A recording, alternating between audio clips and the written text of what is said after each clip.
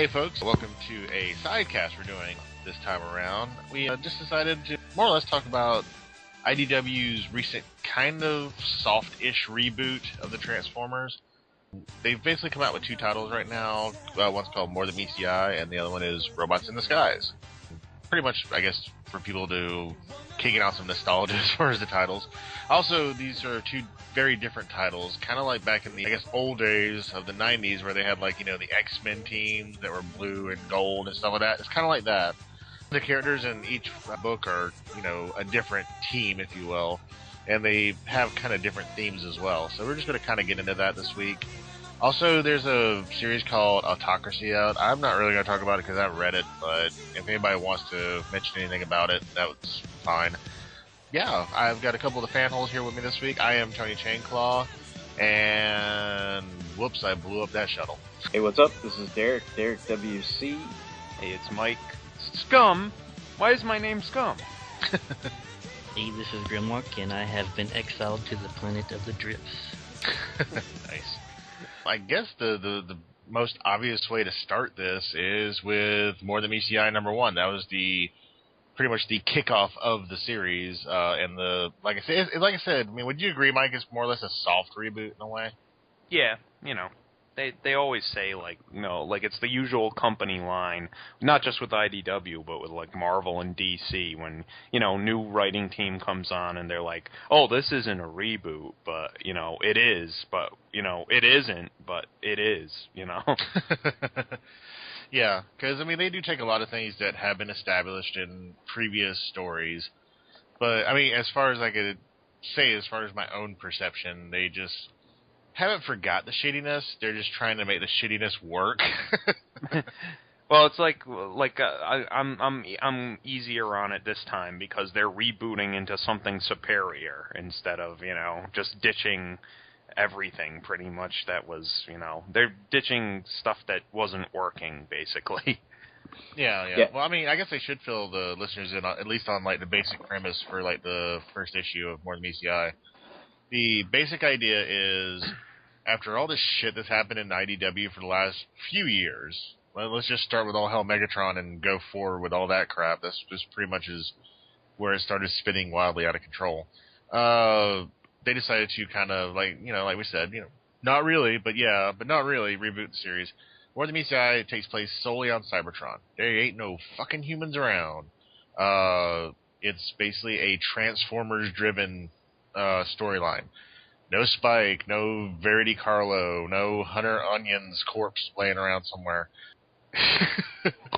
He was my favorite human after that. They focus solely on the Transformers. But yeah, like, they're all on Cybertron, and basically the basis for More Than Meets the Eye is Hot Rod has decided that he's going to go searching for the, Knights of Cybertron or something like that? Yeah. It's this ancient kind of, you know, group that, like, Hot Rod's, like, doing on this big quest, because Drift, who, like, I love Drift in this book. He's hilarious. I don't know if he's my favorite yet, but yeah, they go searching for these knights, and basically that's where it goes off with Hot Rod and his crew in space looking for the Knights of Cybertron. So there you go. That's basic plot setup. Since we do have, like, the other fanholes here with me, not just me and Mike, like Derek or Justin, what do you think about the first issue? I thought it was really good. Like, I'll just put it this way: like, I actually look forward to reading Transformer comics now.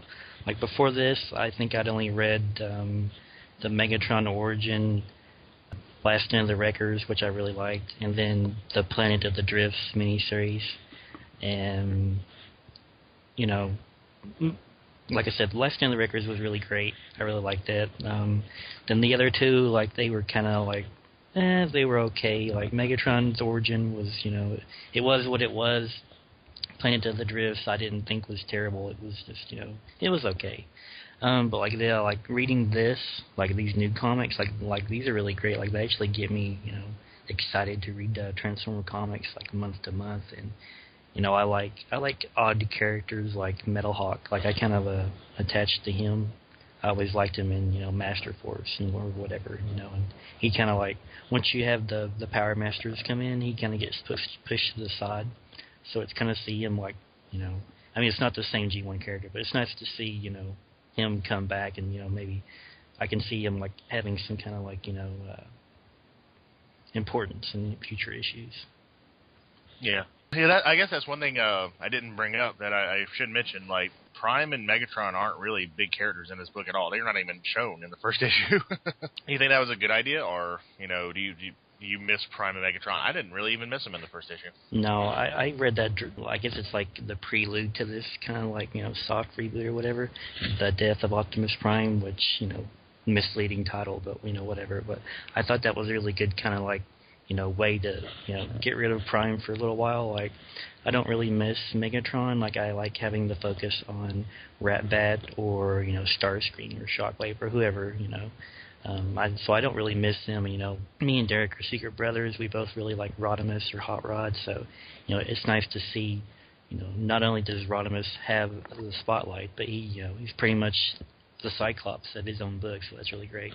Yeah, or even I don't know, for me it's even better. He's more like the Captain Kirk, or I guess as Mike might have said in the past, he's the Chris Pine Kirk or whatever you want to call him. So I think one of the things that I liked about the first issue too is it set up a really good basis for a good storyline. That's one thing IDW has been kind of suffering with, is like a lot of their storylines, even from the get-go, is kind of like, oh, okay, like, I guess I'll read this and get, like, I think one of the most often used phrases of IDW's, like, last 2 years is, like, I'll give it a chance. And after reading this first issue, I was like, oh, hell, I want to read this now. Well, I think it's the fact that they sort of embraced these characters as being,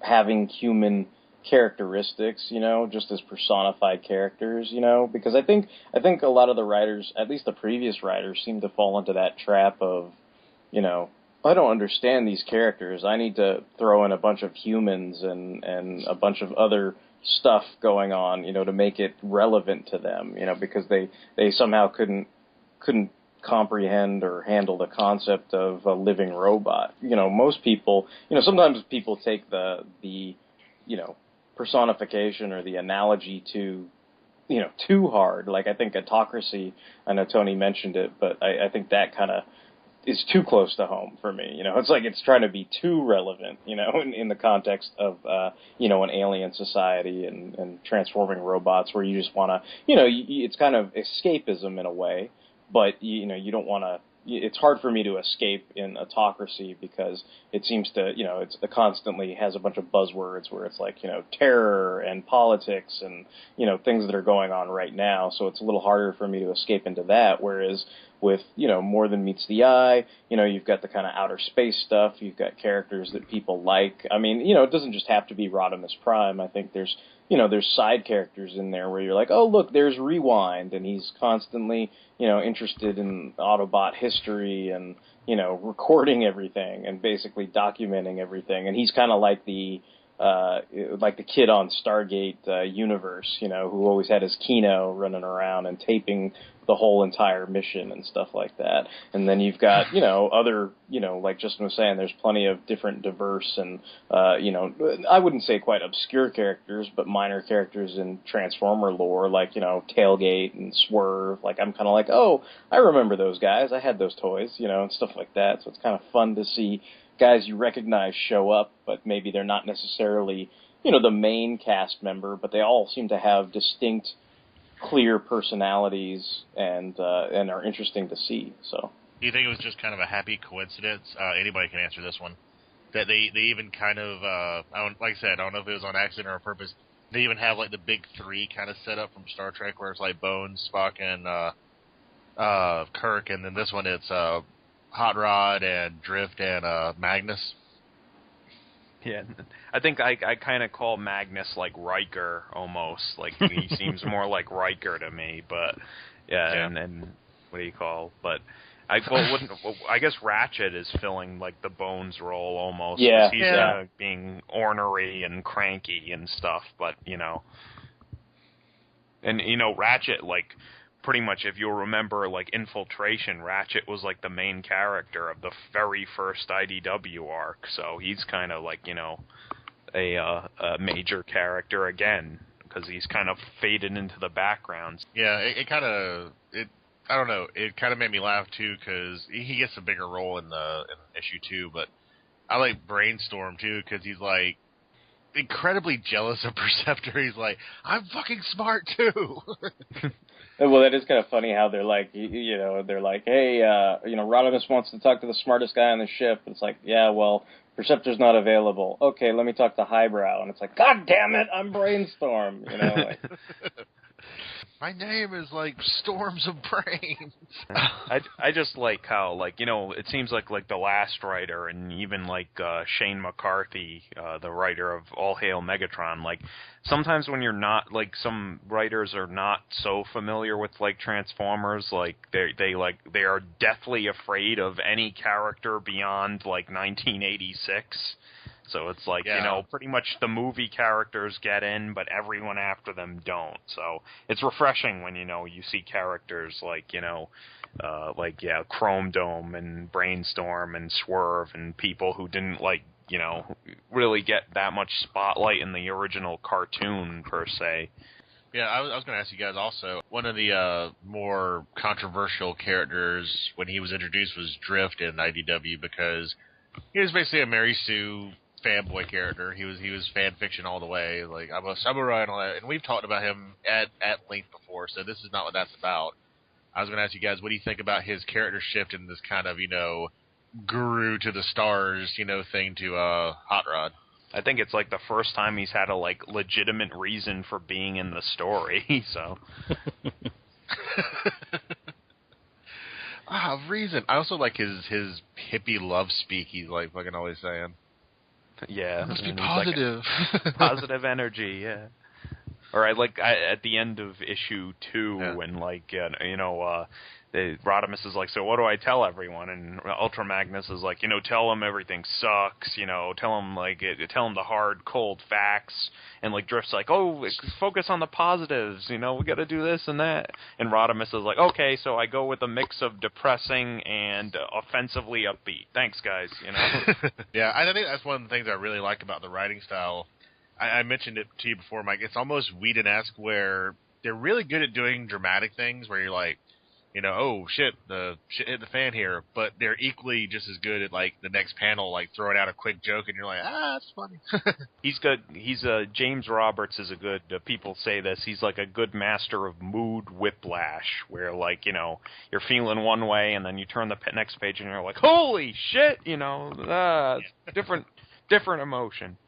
Yeah, I think a good example of that is the scene with Cyclonus. How they try to have him in whirl makeup or whatever, and so you're kind of you get that mood whiplash when you're like, wait, Cyclonus is hugging him? Like, what the hell's going on with that? Like, you start to wonder, like, maybe he really has turned a new leaf, and then he just kind of whispers in his ear, he's like, you're not gonna know when, you're not gonna know how or why, but I'm gonna fucking kill you. Yeah. And then you kind of get whiplash back in the other direction, so it's like stuff like that. You're like, oh, that's pretty sweet. Like, I kind of enjoy that. Yeah, that's cool. Speaking of character changes, Drift's not the only one.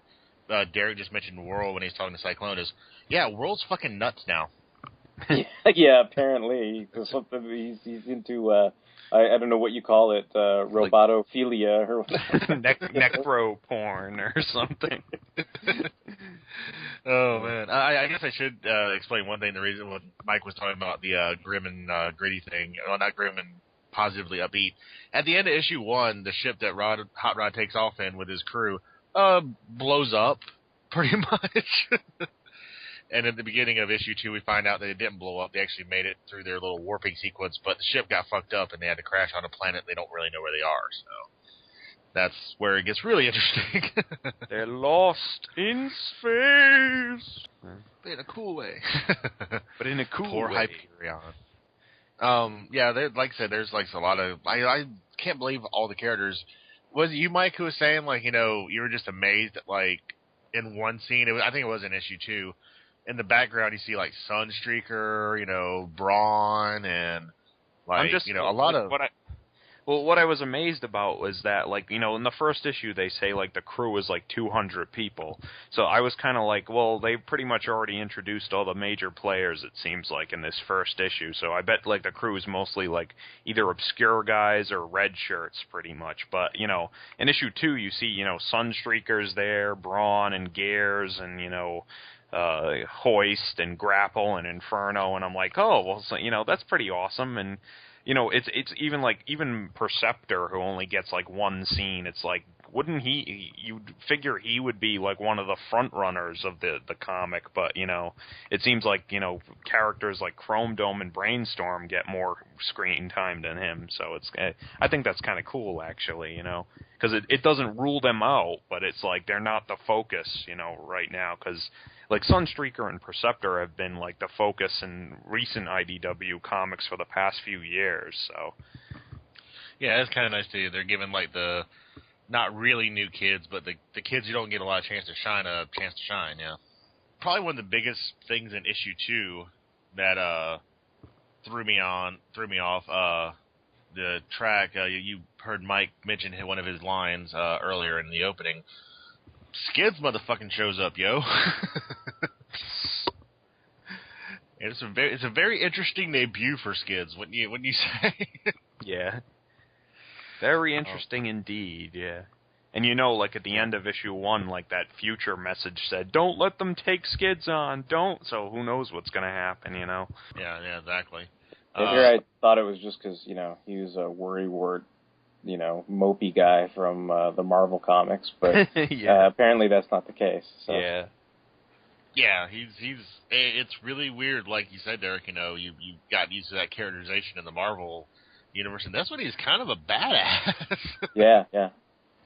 And I just love that line, it's like, who are you? Like, you must be some great warrior, like, like, what do you do? Like, who are you? And he's like, I'm Skids. I'm a theoretician. Yeah. Who do you guys think? Like, I have no idea. I'm going to go out there and say it. Justin, if you have a clue, jump in too. Who do you think the big bads are? They're obviously Transformer-ish. They might not even be the big bads, but the guys Skids was fighting. Well, it's clearly the guy from Zone, Violent Joiner, whatever. I mean, how did you miss that one? I don't know. I have no clue. But don't they keep saying like 1984, so I'm like, that's obviously kind of a meta reference or whatever. But like those like disposable guys, they look pretty cool to me. Like they have a neat design, but yeah, I'm kind of curious as to like if they serve a master, like who is their master? Is it somebody that we know, or is there going to be somebody new? I wouldn't factor a guess from reading like James Roberts' Eugenesis that maybe the Quintessons are involved, because the Quintessons are a big part of that book that he wrote. So and he seems to he's throwing in a lot of references to Eugenesis. So we'll see.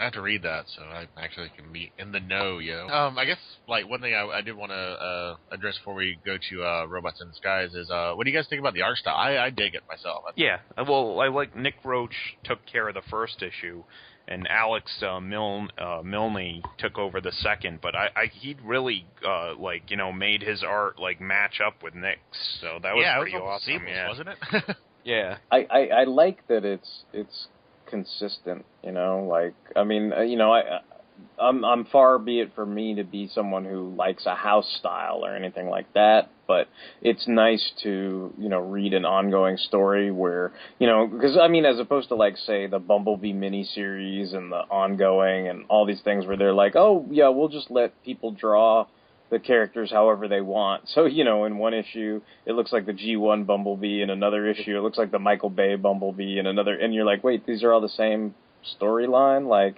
your head starts to hurt after a while. So it's kind of nice to just read something where you're like, hey, these are all Transformers, and they all kind of look how they're supposed to look, or at least, they look, consistent from issue to issue, and don't all of a sudden get a bunch of gears and wires that they didn't have in the last issue.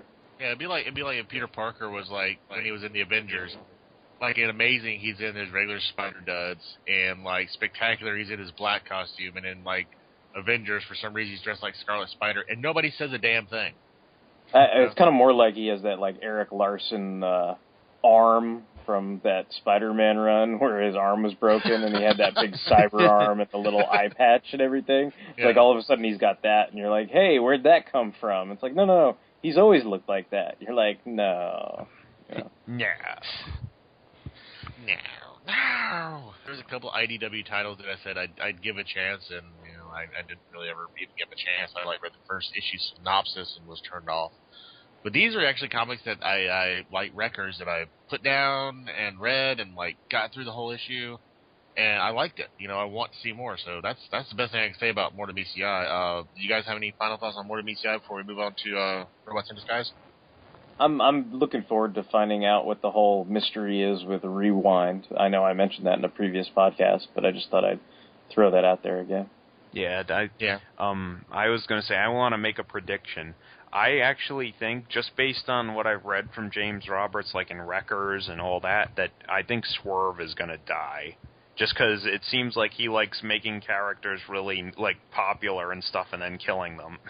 like Rotor Storm. He likes making a funny character, and then, so when they die, you're like, oh, no, that guy was funny. And, this issue 2 was really Swerve heavy, so yeah, he did do a good job of making the character really likable. If he's going to go the Uncle Ben route with Swerve, Yeah, or I think I guess it's a Joss Whedonism where he says, you always kill the person that everyone likes, pretty much. But what about you, Justin? Anything you want to throw in there, or any final thoughts on first 2 issues?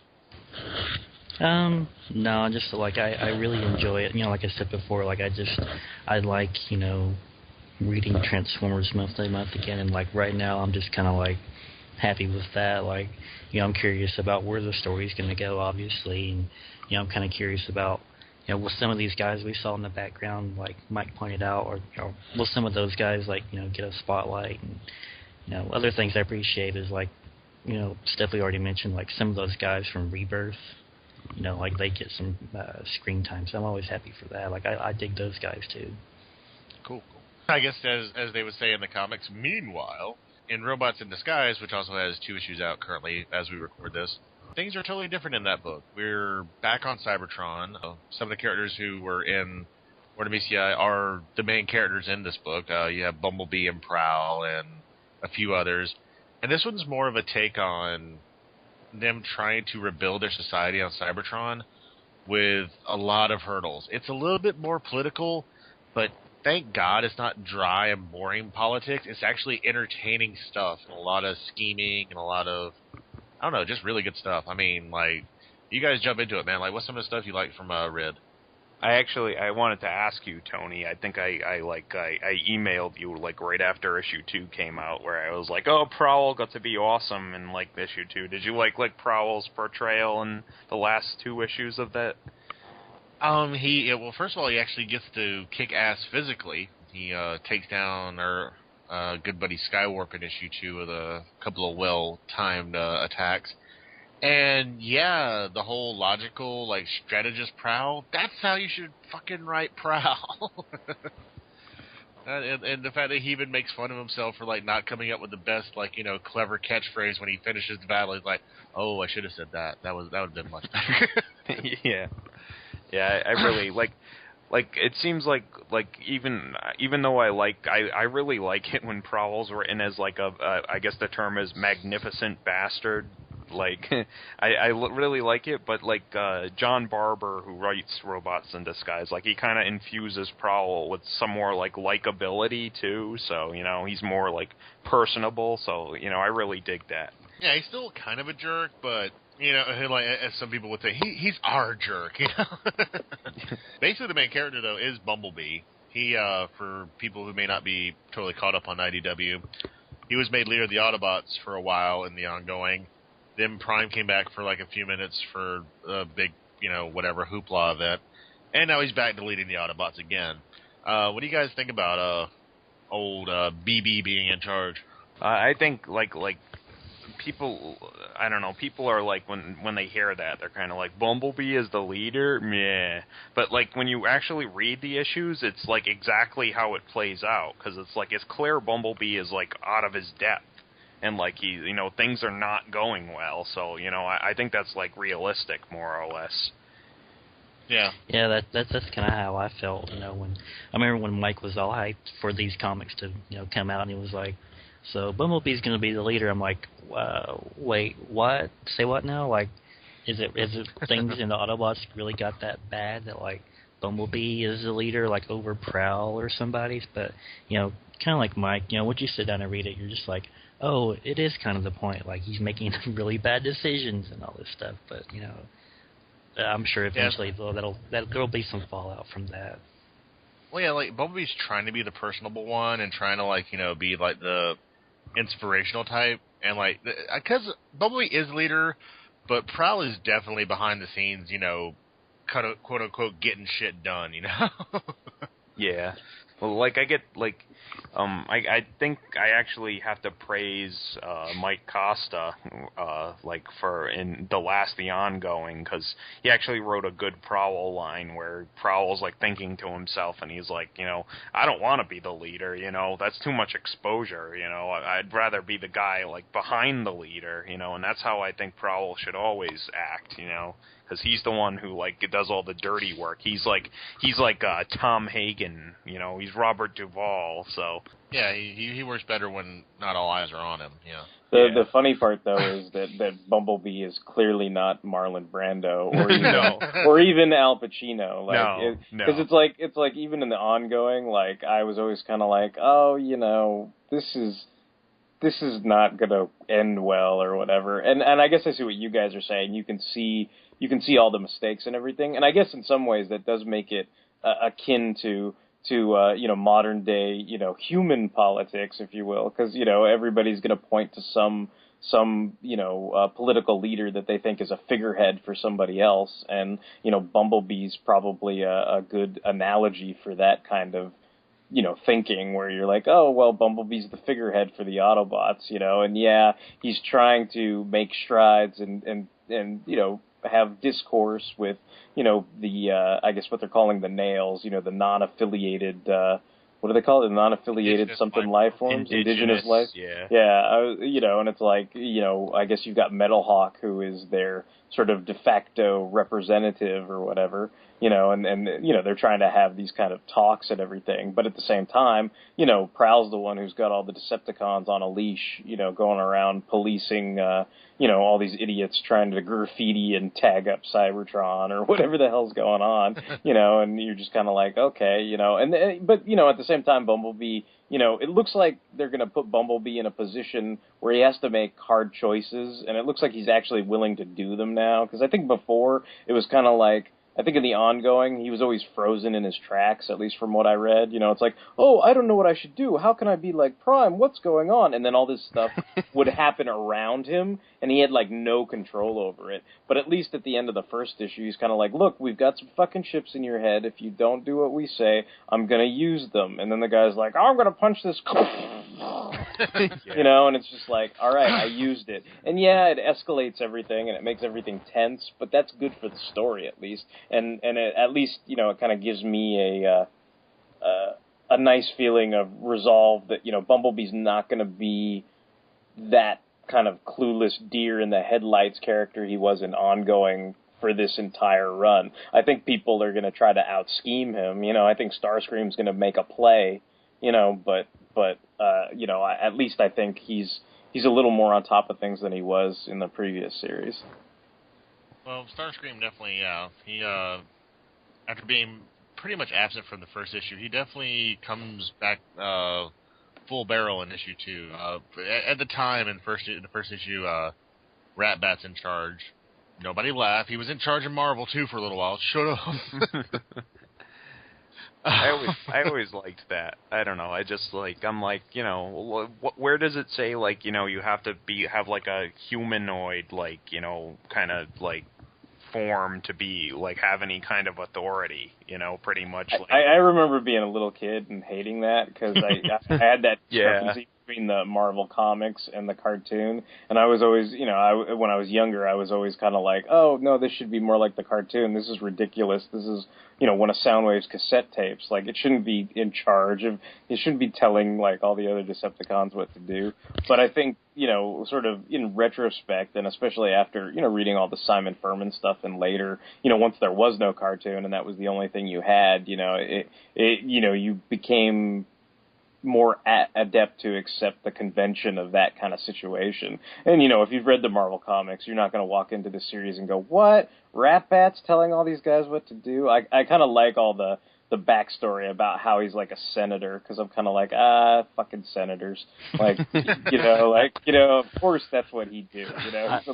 He's a shady ass politician, so of course he's trying to corral all these Decepticons into listening to them, but it ends up biting them in the ass, Yeah, so. I think it's just funny. He's like, you should listen to me. I was a senator. Yeah. He's like Padme or something. I'm a senator.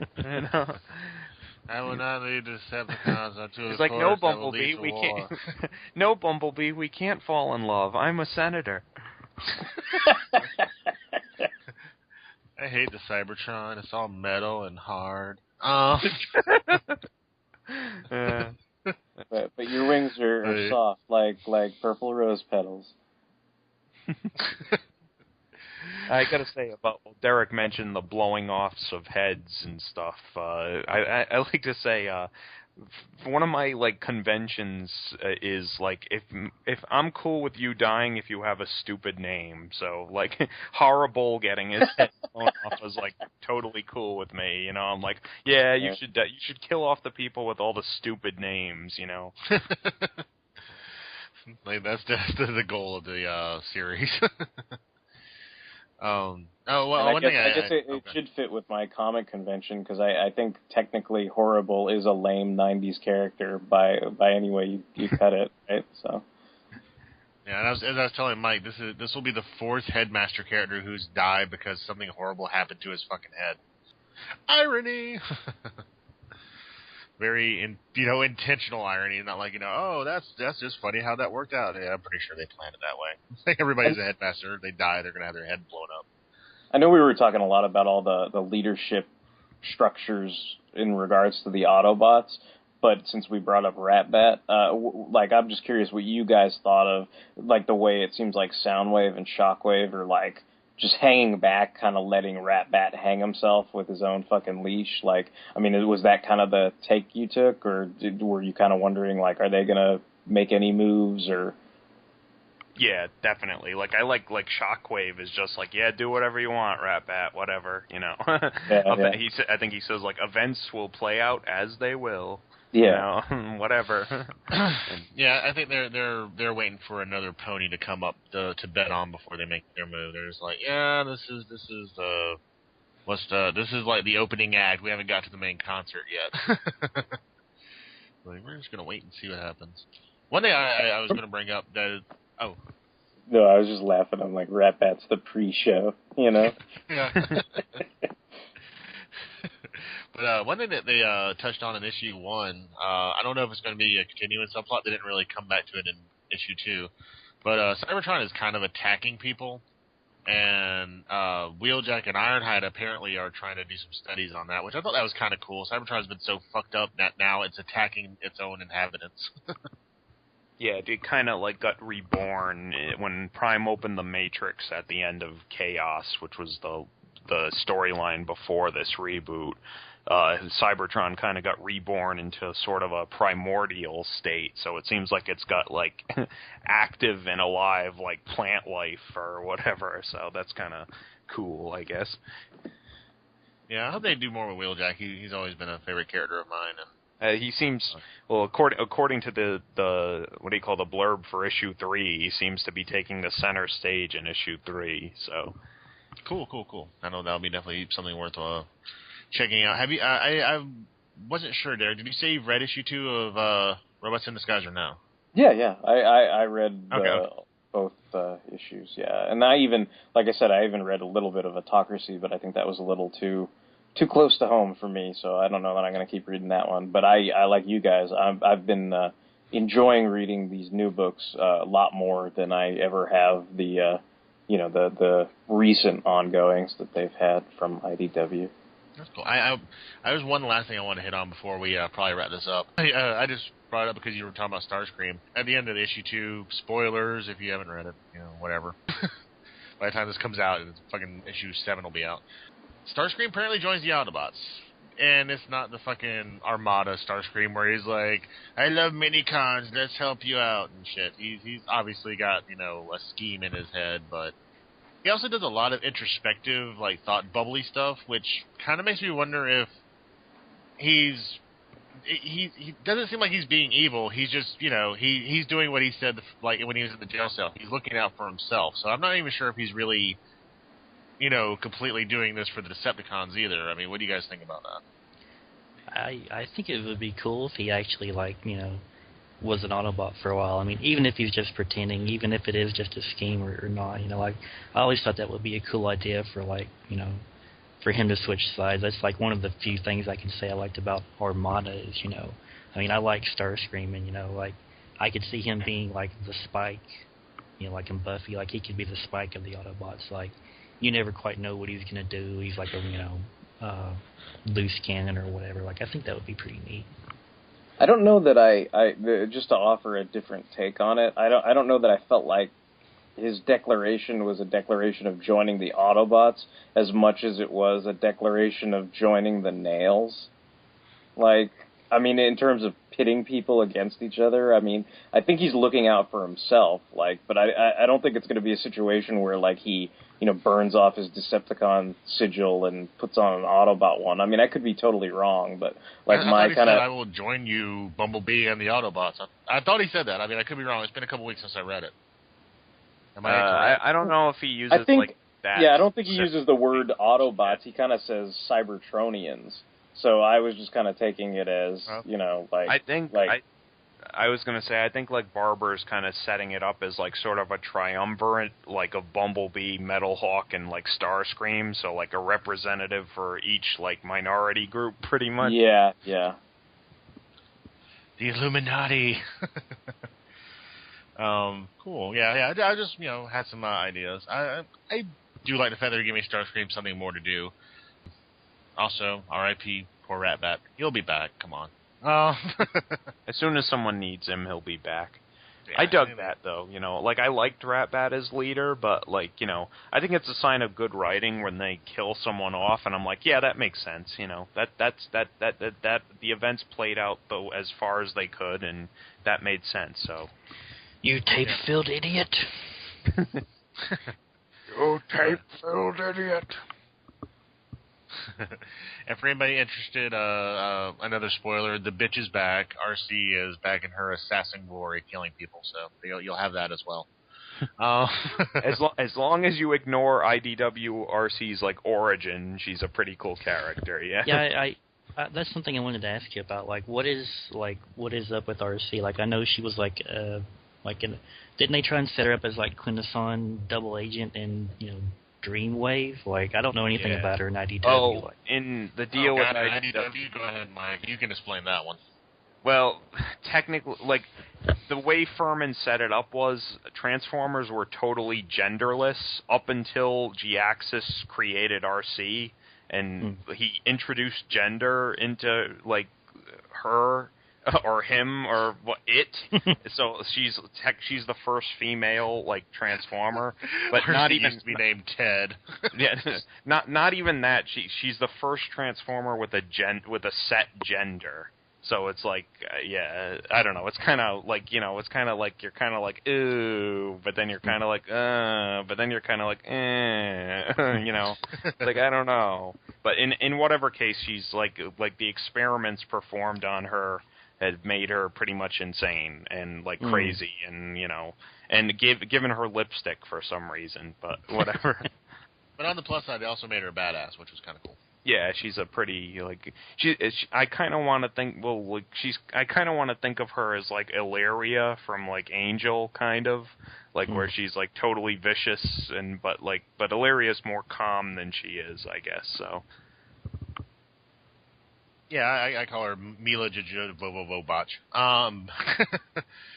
She's Resident Evil. But, as you can tell, folks, a lot of shit going on in Robots in Disguise. Robots in Disguise was one of the comics I thought I was going to like less, because I really like the pitch for more than meets the eye, space adventure and stuff. But I really like Robots in Disguise.